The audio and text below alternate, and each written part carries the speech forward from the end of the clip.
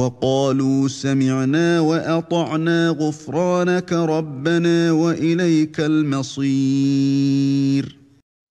Question numéro 15.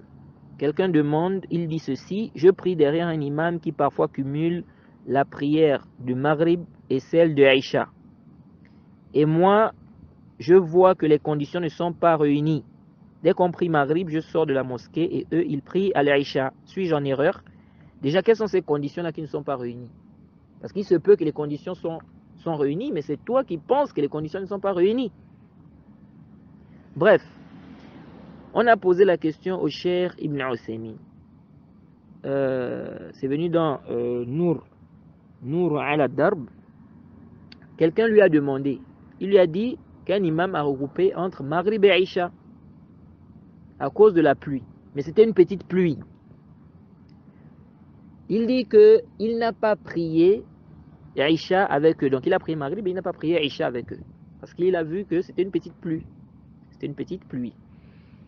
Alors le Cheikh Ibn Uthaymin, donc il demande au Cheikh Ibn Uthaymin, est-ce qu'il a un péché? Parce qu'il n'a pas prié avec eux. Le Cheikh Ibn Uthaymin a dit, peut-être que l'imam, lui, il voit que c'est permis de regrouper, même s'il y a une petite pluie. Et le Cheikh Ibn Uthaymin a dit, s'il voit que c'est permis de regrouper, même s'il y a une petite pluie, il a le droit de faire cela, il a le droit de regrouper.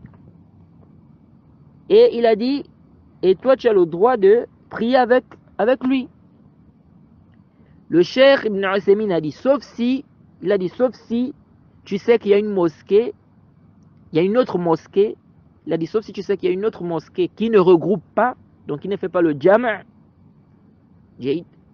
sauf s'il y a une autre mosquée, tu sais qu'il y a une autre mosquée qui ne regroupe pas, donc qui ne fait pas le jama'.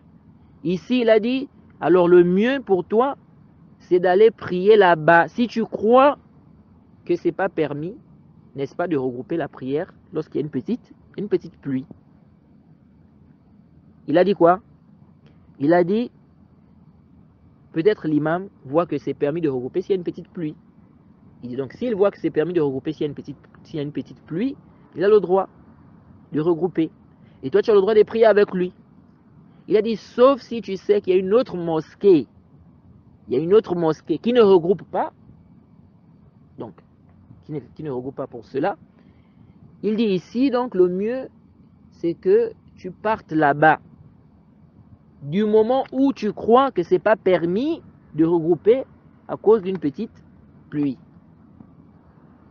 Est-ce que vous avez compris ça? Ensuite, le Cheikh Ibn Uthaymin a dit, mais si tu sais qu'en sortant, ça va créer une fitna, si tu sais qu'en sortant, ça va créer une fitna, donc le fait de ne pas prier la prière d'Aïcha avec l'imam, si tu sais qu'en délaissant donc la prière d'Aïcha avec l'imam, en sortant, ça va créer une fitna, le Cheikh Ibn Uthaymin a dit, tu pries avec eux. Mais tu prends l'intention que c'est une prière surérogatoire. Ensuite, tu vas prier la prière d'Aïcha à son heure dans une autre mosquée. J'espère que j'ai répondu, n'est-ce pas, à la question du questionneur. Donc, si réellement l'imam n'a pas réuni les conditions, tu vois que l'imam n'a pas réuni les conditions pour faire le jama', donc tu vas prier dans une autre mosquée.